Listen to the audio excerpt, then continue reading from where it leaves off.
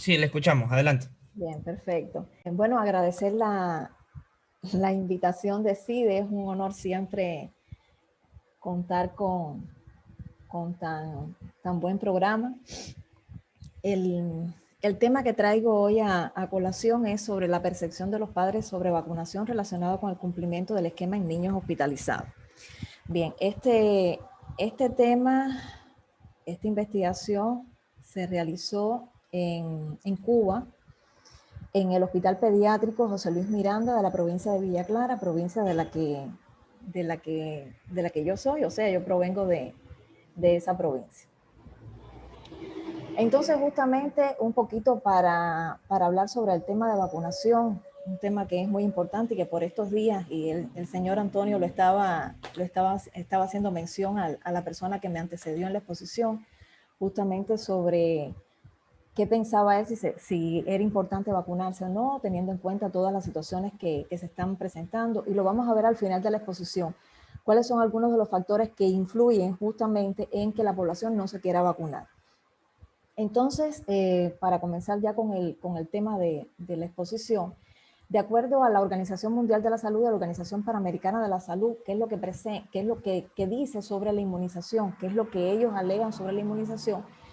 Que justamente es un elemento básico para la salud universal. O sea, que la población mundial esté vacunada, eso es un gran avance desde el punto de vista de salud. Y que esto significa que todas las personas estén cubiertas, tengan acceso a una buena atención de calidad en materia de salud.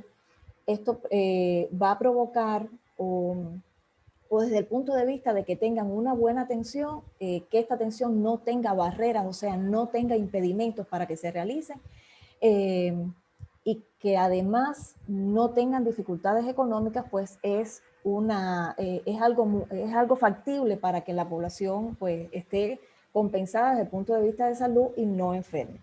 Además, la Organización Mundial de la Salud y la Organización Panamericana de la Salud estima que aumentar el acceso a la vacunación en los países de medianos y bajos ingresos para el 2030 podría evitar que 24 millones de personas entren en pobreza por concepto de gastos de salud. Justamente esto es un tema muy importante porque si bien es cierto, en estos momentos estamos viendo que no solamente las personas de medianos y bajos ingresos eh, están catalogados como grupos vulnerables, sino también personas de altos ingresos en estos momentos por conceptos de COVID sí están siendo grupos vulnerables. Entonces, para el 2030 se prevé que 24 millones de personas por concepto de gastos de salud entren en situaciones de pobreza. El programa de inmunización en Cuba, ¿cuándo surge? Bueno, surge o se creó en el año 1962, justamente después que la población, o sea, Cuba había entrado en un periodo de transición con el triunfo de la revolución, y entonces es que se crea este programa de inmunización para justamente rescatar esta población, estas poblaciones vulnerables, o sea, estos niños, estos adultos que nunca habían contado con sistemas de salud, nunca habían visitado a un especialista y que tampoco tenían una inmunización y que morían justamente por esta causa. Entonces, a partir de 1959, cuando triunfa la revolución, bueno, es que se crea en el año 62 que se crea este programa de inmunización en Cuba, porque las enfermedades transmisibles y o prevenibles por vacunas eran la principal causa de morbilidad y mortalidad en la población infantil. Tenemos un ejemplo, situaciones, un ejemplo de secuelas de estas enfermedades porque las personas no podían vacunarse. Entonces, en el año 62 es que se crea este programa, que ha dado muy buenos resultados hasta la actualidad. Con respecto al trabajo de investigación que se realizó, ¿cuál va a ser el problema científico de esta investigación? Pues justamente ¿qué percepción tienen los padres sobre la vacunación infantil en relación al cumplimiento del esquema, pero en niños que estuvieron hospitalizados en la unidad de cuidados intensivos del Hospital Pediátrico de Villa Clara en los meses de marzo, en el mes de marzo del 2019. Este va a ser el problema científico de esta investigación. Y el objetivo es determinar la percepción de los padres sobre la vacunación y su relación con el cumplimiento del esquema en niños hospitalizados en este centro pediátrico. ¿Qué métodos ¿Cuál fue el método que se manejó? El método que se utilizó en esta investigación pues fue el método descriptivo transversal.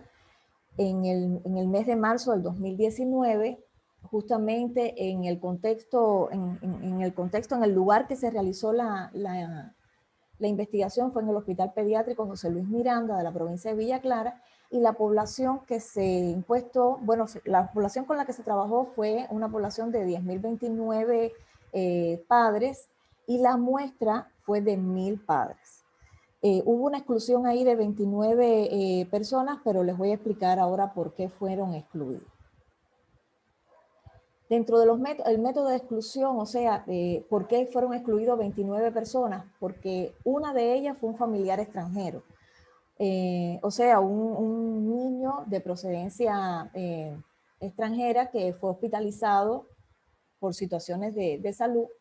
La otra persona que fue excluida de la investigación fue un familiar de un paciente fallecido antes de las 48 horas de estancia en la terapia intensiva, y 27 padres que no se encontraban en condiciones de responder a la encuesta en el momento de ser aplicada por situaciones diversas que se puedan presentar de acuerdo al estado de salud del niño, de acuerdo a que, un ejemplo, por concepto de religión, tampoco quisieron acceder a la encuesta o no estuvieron en condiciones de responder, y en otras ocasiones porque simplemente no estuvieron de acuerdo con el estudio. Y las variables estudiadas en esta investigación fueron percepción de los padres sobre vacunación, cumplimiento del esquema de vacunación, edad, sexo, municipio de escolaridad, fueron las variables estudiadas. Como todo trabajo de investigación, se presentan elementos éticos, o sea, desde el punto de vista ético este estudio tuvo el sustento o se sustentó en la Declaración de Helsinki, en donde se establecen los criterios de respeto, confidencialidad y dignidad de las personas, y por tanto se respetó la voluntariedad de los padres para participar o no en el estudio y el consentimiento informado. O sea, que todo esto se manejó a través del consentimiento informado, previa explicación a los padres en qué consistía el estudio y si iban a estar de acuerdo o no en participar. Y bueno, ya ustedes vieron que anteriormente se demostró que hubo un grupo de padres que se excluyeron del estudio. Los resultados de la investigación fueron, y aquí se muestran en el gráfico número 1, distribución de los padres encuestados según el sexo, y vamos a ver que el sexo femenino fue el que predominó en la encuesta sobre el sexo masculino, o sea, 142 padres contra 858 madres que participaron en este trabajo. El gráfico 2 muestra la distribución de los padres encuestados según la edad. Y aquí hay que ver algo muy importante. El rango de edades entre 20 a 27 años predominó con 309 padres, y el rango de edad entre 28 a 35 años con 358. Y cabe destacar que de 12 a 19 años también tuvo un rango de 91 padres, al igual que de 44 a 51 también, y un rango menor de 68 a 75 años, que generalmente ahí hubo 31 padres nada más con esas edades, que podemos también inferir que pudieran ser los abuelos por concepto de los responsables del bebé, de los bebés o de los niños. El gráfico número 3 muestra la distribución según municipios de procedencia. Cabe destacar que la provincia de Villa Clara incluye todos estos municipios, y teniendo en cuenta que aquí el municipio de Santa Clara, que es la cabecera de provincia y que es donde se encuentra este hospital, fue el mayor porcentaje de casos que se encuestaron, o sea, de padres de niños hospitalizados, que tuvo un 34%. Seguido del municipio de Caibarien, que tuvo seguido, perdón, del municipio de Ranchuelo, que tuvo un 12%, y posteriormente los municipios de Caibarien, Placeta, Remedio, Manicaragua, y después Agua La Grande, Encrucijada, y por último los municipios de Santo Domingo y Camajuaní, que tuvieron un 3%. El gráfico número 4 muestra la distribución de los padres según la percepción en relación al cumplimiento o a la completitud del esquema, y vemos que el 99% de los padres encuestados pues determinaron que sí tuvieron una percepción adecuada y estuvieron de acuerdo en el completamiento, o sea, en la importancia de la vacunación a sus hijos, del cumplimiento del esquema de vacunación, y de que esto representaba algo positivo para la salud de sus hijos. Y seguido a esto vimos que un 1%, o sea, un porcentaje muy bajo, tuvieron una percepción adecuada, pero no tienen un esquema de vacunación completo. Por razones que puede ser, un ejemplo, que vivan en lugares un poco alejados de los centros de salud, o sea, de los policlínicos, porque en Cuba se maneja el término de policlínico dentro de la atención primaria de salud. El hecho de que en el momento en que le correspondiera la vacunación, el niño tuviese alguna manifestación respiratoria, tuviese fiebre, estuviese indispuesto, o por concepto de que en algún momento los padres estuviesen trabajando y no podían llevar a los hijos al policlínico a ser vacunados. Realmente podemos decir que el programa de vacunación o el programa de inmunización en Cuba es un programa que tiene prioridad.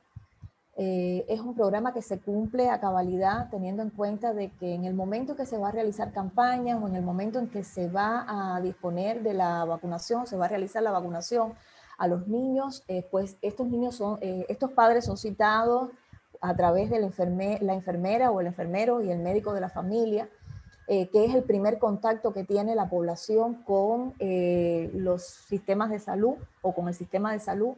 Y el padre que no lleva al hijo a vacunar, pues justamente la enfermera y el médico visitan a ese hogar, se interesan por saber cuáles son los motivos por los cuales no asistieron a la vacunación, y se reprograma nuevamente la vacunación. Entonces, aquí en pantalla tienen el esquema nacional de vacunación que se lleva en Cuba, muy similar al esquema de vacunación del Ecuador, muy similar. Teniendo en cuenta de que todavía existen personas, bueno, ya son adultos, incluso adultos mayores, que tienen secuelas de la poliomielitis, justamente porque en su tiempo no pudieron acceder a un esquema de vacunación, y entonces por concepto de esto es que tienen secuelas de esta enfermedad, pero son muy bajos ya las personas que quedan con esta secuela. Las conclusiones de este trabajo es que la percepción que tienen los padres de los niños hospitalizados sobre la vacunación es adecuada. O sea, como dije anteriormente, ellos consideran que se cumpla el esquema de vacunación, que se cumpla con la colocación de las vacunas en el tiempo que está estipulado, velar también por las reacciones que puedan tener a estas vacunas y el completamiento del esquema de vacunación. Ellos sí, eso sí lo tuvieron bien claro. Como otra conclusión es que el funcionamiento del programa actualizado o ampliado de inmunización en Cuba permitió reducir drásticamente la incidencia y la mortalidad por enfermedades prevenibles en vacunación en pocos años, y que ha tenido efecto en enfermedades que han sido eliminadas o que dejaron de ser problemas de salud en el país, como la rubiola, el sarampión, la papera, la polio también. Son patologías que ya no existen en Cuba, y que gracias al seguimiento o al cumplimiento del esquema de vacunación, pues ya no podemos decir que prácticamente que está abolida esta patología.